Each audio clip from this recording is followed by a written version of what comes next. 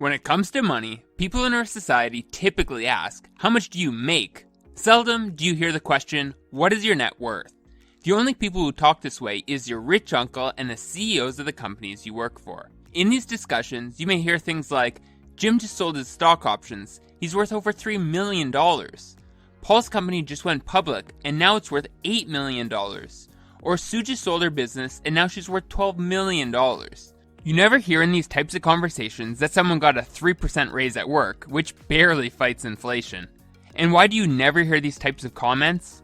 Because the rich measure wealth in terms of their net worth, while the poor measure their wealth based on working income. In this video, I will share with you the 4 secrets to becoming rich by explaining the 4 pillars of true wealth, which you can use to grow your net worth to new heights. And if you're new to the channel, then hit the subscribe button below for more life-changing content. The true measure of wealth is net worth, not working income. Always has been and always will be. Net worth is the financial value of everything you own and is defined as the difference between the assets you own and the liabilities you carry. To determine your net worth, you must add up the value of everything you own, including your cash and investments such as stocks, bonds, real estate, the value of your business if you own one, the value of your residence, and then subtract everything you owe. The things you subtract are liabilities, and may include car loans, mortgage payments, debts to friends, etc. Net worth is the ultimate measure of wealth because, if necessary, what you own can be liquidated into cash. You can't liquidate your working income, but you can sell off the assets you own if you need cash quick, which is why net worth is a much better barometer of financial affluence than the size of your salary. And it shouldn't surprise you that rich people understand the huge distinction between working income and net worth. Working income is important, but it is only one of the 4 factors that determine your net worth. The 4 net worth factors are income, savings, investments, and simplification. Rich people understand that building a high net worth is an equation that contains all 4 elements. Because all these factors are essential, let's examine each one. The first pillar of true wealth is income. Income exists in 2 forms, working income and passive income. Working income is the money earned from active work. This includes a paycheck from a 9-to-5 job, or for an entrepreneur, the profits or income taken from a business. Working income requires that you are investing your own time and labor into earning money. Working income is how we fill up our financial funnel, so to speak. All things being equal, the more working income you earn, the more you can save and invest. Although working income is critical, it is only valuable as part of the entire net worth equation. Unfortunately, poor and many middle-class people focus exclusively on working income, and what's worse is that some of them think that solely earning this type of income will eventually make them rich. They exclaim that hard work and long hours they put in will lead to financial success in the future. But if that were the case, then wouldn't all hardworking employees be rich? The truth is that there are billions of hardworking people on Earth. But are all of them rich? Not a chance. This is because working income is only a part of the wealth equation, and when focused on exclusively, leads to having little to no net worth. This is why the rich focus a lot of their attention on the second form of income, passive income.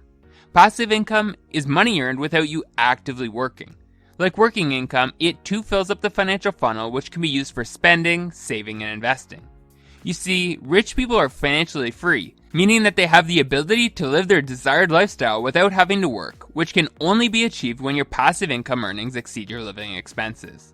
This message is echoed by the famous Warren Buffett quote when he says, "If you don't find a way to make money while you sleep, you will work until you die."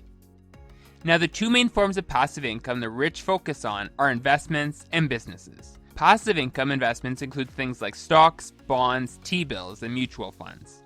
You simply invest in them, and over time they provide you a return. Passive income earned through businesses works a little bit differently. This form of passive income requires you to set up a business and structure it in a way where it generates returns without your involvement. This can be in the form of an online business that you have virtual assistants run for you, or a real estate business where property managers attend to all of your housing needs. If you're feeling slighted for not knowing how passive income works, don't worry. I never had a passive income 101 class in school. Unfortunately, school teaches things like how to find the slope of a line or how to write in cursive, but it never teaches you how to generate passive income, aka real life skills. Therefore, unless you have a family member or friend who bestows upon you passive income generation methods, then you will likely only ever earn working income and never reach financial freedom. Once you fully grasp the two types of income, it's time to move on to the second pillar of true wealth. The second pillar of true wealth is saving. Saving is imperative because you can earn wads of money, but if you don't keep any of it, you will never create wealth. Many people have a financial blueprint that is wired for spending. Whatever money they have, they spend. They choose immediate gratification over long-term balance. Spenders have three mottos. The first motto is, it's only money. Therefore, money is something that they don't have much of. Their second motto is, what goes around comes around. At least they hope so, because their third motto is, sorry, I can't right now, I'm broke. Without creating income to fill the funnel and savings to keep it there, it is impossible to address the next pillar of true wealth. Once you've begun saving a decent portion of your income, then you can move on to the next stage and make your money grow through investing, which is the third pillar of true wealth. Generally, the better you are at investing, the faster your money will grow and generate greater net worth. Rich people take the time and energy to learn about investing and investments. They pride themselves on being excellent investors, or at least hiring excellent investors to invest for them. Poor people think investing is only for rich people, so they never learn about it and stay broke. Again, every pillar in the true wealth model is important. The fourth and final pillar of true wealth may as well be the dark horse of the bunch because few people recognize its importance in creating wealth. This is the factor of simplification. It goes hand in hand with saving money, whereby you consciously create a lifestyle in which you need less money to live on. By decreasing your cost of living, you increase your savings and the amount of funds available for investing. Let me share with you the powerful story of my friend named Jeff, who used the pillar of simplification to live his dream lifestyle. When Jeff was 23 years old, he made a wise choice and purchased a home.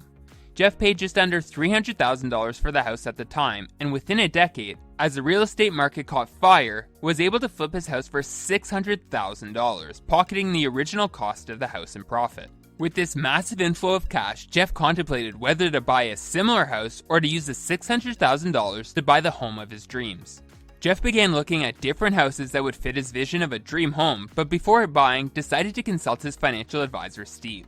Steve congratulated Jeff on his profitable real estate investment success and offered another avenue Jeff could take in this situation. Steve began to explain that there were numerous investment vehicles that were paying 10% returns, and that Jeff should consider investing the $300,000 of profit instead of putting it into a bigger home. Back at home, Jeff began to analyze his upcoming decision. If he could live off the returns from the $300,000 investment, or $30,000 a year, then technically he could quit his job and never have to work again. When he framed the situation like this, it became crystal clear that investing the money was the right way to go. And now at age 30, Jeff is financially free. While Jeff doesn't have to work, he still chooses to pick up freelance clients from time to time, while also vacationing in inexpensive tropical destinations for half the year. In short, by simplifying, Jeff was able to retire decades sooner than his peers, and live a lifestyle that most people will only ever dream of. So I think this begs the question, what will it take for you to be happy financially? If you need to live in a mansion, have 3 vacation homes, own 10 cars, take annual trips around the world, and drink the finest champagne, then that's fine, but recognize that you set the bar pretty high, and it may take you a long time to get to a point where you're happy. On the other hand, if you don't need all the toys to be happy, you'll probably reach your financial goal a lot sooner. Remember, building true wealth takes all 4 pillars. As an analogy, imagine driving a bus with 4 wheels. What would the ride be like if you were driving on 1 wheel only? Probably slow, bumpy, full of struggle, sparks, and going in circles. Does that sound familiar? Rich people play the money game on all 4 wheels. That's why their ride is fast, smooth, direct, and relatively easy. Poor and most middle-class people play the game of money on only 1 wheel. They believe that the only way to get rich is to earn a lot of money. They believe that only because they've never been there. They don't understand Parkinson's law, which states, expenses will always rise in direct proportion to income. Here's what's normal in society. You have a car, you make more money, and you get a better car. You have a house, you make more money, and you get a bigger house. Unless you're Jeff, that is. You have clothes, you make more money, and you get a nicer set of clothes. You have holidays, you make more money, and you spend more on holidays. I think you get the point. In general, as income goes up, expenses almost invariably go up too. That's why income alone will never create wealth. So if you want to build true wealth, then I recommend you start by calculating your exact net worth. Take a piece of paper and write down all of your assets and then minus all of your liabilities. Then every 90 days, do this same exercise, and I bet though you will find yourself getting richer and richer every time you do. Because what Peter Drucker says, what isn't measured isn't managed. Thanks for watching. If you want to go from the life you have to the life you deserve, then hit the subscribe button now.